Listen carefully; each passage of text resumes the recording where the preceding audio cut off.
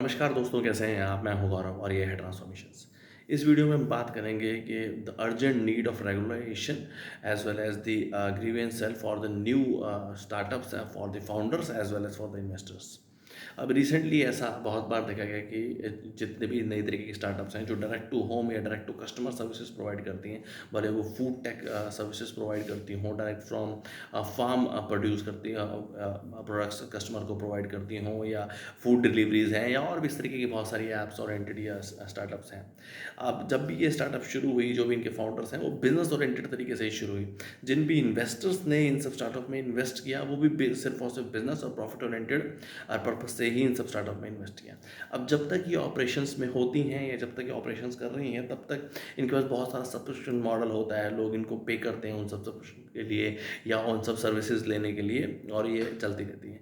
But अगर चलने के दौरान या कोई भी ऐसे इशू आते हैं, या वो प्रॉपर प्रॉफिट नहीं बना पाती हैं, या ड्यूरिंग ऑपरेशंस कोई भी ऐसे इश्यूज आते हैं, तो स्टार्टअप्स बंद हो जाती हैं या शटअप हो जाती हैं। तो उसके बाद जितने भी लोग इनसे साथ जुड़े हुए हैं डायरेक्टली इनडायरेक्टली, भले वो वेंडर्स हैं, भले ही वो जिन भी लोगों ने, जिन भी कस्टमर्स ने उन सब ऐप्स या सर्विसेज के थ्रू इन सब लोगों को सब्सक्रिप्शन दे रखा है, सब्सक्रिप्शन अमाउंट दे रखा है, उन सब का क्या कसूर है?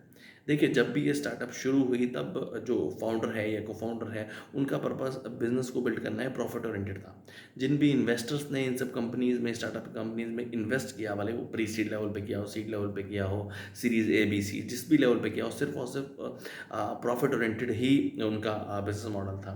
अब जब तक ये ऑपरेशन में रही या जब तक ऑपरेशन में रहते हैं, तब तक तो अपना प्रॉफिट वो ले ही रहे हैं। कस्टमर से जो सब्सक्रिप्शन उनका तय है वो खुद डिसाइड करते हैं और कस्टमर उनको पे करते हैं। बट अगर किसी भी रीज़न से वो बंद हो जाती हैं या उनको बंद होना पड़ता है, तो इस बीच उन कस्टमर्स का या उन वेंडर्स का क्या कसूर है? उनका पैसा बीच में डूब जाए, उनका दिए हुए पैसे सब्सक्रिप्शन के उनको सर्विसेज ना प्रोवाइड किए, ये बहुत ज़्यादा गलत है, और उसके लिए एक प्रॉपर रेगुलेशन और एक प्रॉपर ग्रीवेंस सेल होना बहुत ज़्यादा ज़रूरी है, ताकि उनके ग्रीवेंस को सुना जा सके। अभी रिसेंटली एक स्टार्टअप है, एग्रीटेक स्टार्टअप है, जो कि गुरुग्राम बेस्ड स्टार्टअप है, ओटीपी।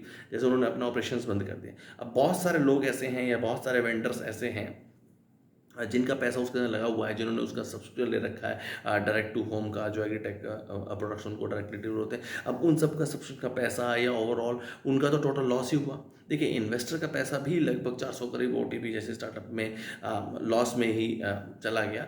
बट इन्वेस्टर ने अपना पैसा सिर्फ और सिर्फ प्रॉफिट ओरिएंटेड तरीके से किया था, और अपने निजी इंटरेस्ट से उस पर्टिकुलर स्टार्टअप में लगाया था। तो वो प्रॉफिट होता है, लॉस होता है, वो इन्वेस्टर का अपना इशू है। बट जो आम जनता ने या आम जनमानस ने उसकी सर्विसेज ली, तो उनको अपनी सर्विसेज मिलनी बहुत बहुत बहुत ज़्यादा ज़रूरी है। फिर भले वो फाउंडर्स पे करें या इन्वेस्टर्स पे करें।